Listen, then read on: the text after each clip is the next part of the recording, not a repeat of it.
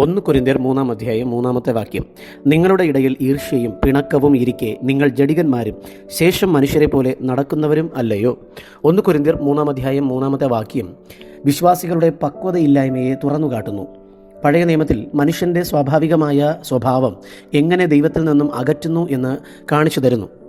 ഉൽപ്പത്തി പുസ്തകം 4 അധ്യായത്തിൽ കായേനും ഹാബേലും തമ്മിലുള്ള ബന്ധത്തിൽ ഈർഷ്യ എങ്ങനെ ഒരു മനുഷ്യനെ പാപത്തിലേക്ക് നയിക്കുന്നു എന്നതിൻ്റെ ആദ്യ ഉദാഹരണം ആണിത്. ദൈവം അംഗീകരിച്ച സഹോദരനോടുള്ള അസൂയ കായേനെ ജഡികനാക്കി.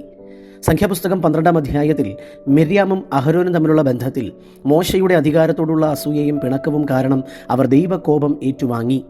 ആത്മീയരായ നേതാക്കൾ പോലും ജഡികമായി ചിന്തിച്ചാൽ വീഴ്ച സംഭവിക്കും എന്ന് ഇത് പഠിപ്പിക്കുന്നു.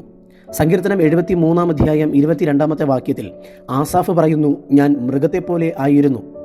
ഇത് പറയുന്നത് ദൈവികമായ കാഴ്ചപ്പാട് നഷ്ടപ്പെട്ട് ലൗകികമായി ചിന്തിച്ചു തുടങ്ങുന്ന അവസ്ഥയെക്കുറിച്ചാണ്.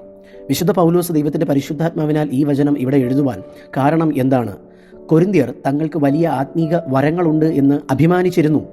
എന്നാൽ അവർക്കിടയിൽ ഗ്രൂപ്പിസവും തർക്കങ്ങളും നിലനിന്നിരുന്നു. ക്രിസ്തുവിനെ അറിയുന്നവർ പരിശുദ്ധാത്മാവിനാൽ നയിക്കപ്പെടേണ്ടതിന് പകരം അവിശ്വാസികളെ പോലെ പെരുമാറുന്നത് ശരിയല്ല എന്ന് വിശുദ്ധ പൗലോസ് കുറ്റപ്പെടുത്തുന്നു. ആത്മീയ വരങ്ങളല്ല, മറിച്ച് നമ്മുടെ സ്വഭാവവും പെരുമാറ്റവുമാണ് നാം ആത്മീയരാണോ ജഡികരാണോ എന്ന് നിശ്ചയിക്കുന്നത് എന്ന് അദ്ദേഹം വ്യക്തമാക്കുന്നു. ഈ വാക്യത്തിൽ നിന്നും നാം മനസ്സിലാക്കേണ്ട ചില സത്യങ്ങൾ ഇവയൊക്കെയാണ്. 1.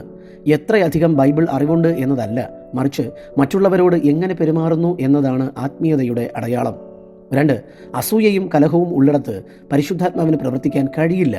അത് നമ്മെ ആത്മീയ ശിശുക്കളാക്കി മാറ്റുന്നു. 3. നാം ക്രിസ്തുവിൽ പുതിയ സൃഷ്ടിയാണെങ്കിൽ ലോകത്തിൻ്റെ രീതികൾ ഉപേക്ഷിച്ച് ക്രിസ്തുവിൻ്റെ സ്നേഹത്തിൻ്റെ രീതി സ്വീകരിക്കണം. ചുരുക്കത്തിൽ കലഹവും അസൂയയും ജഡികതയുടെ അടയാളമാണ്. ആത്മീയമായി വളരുക എന്നാൽ സ്വഭാവത്തിൽ ക്രിസ്തുവിനെ പോലെയായി മാറുക എന്നതാണ് അർത്ഥം.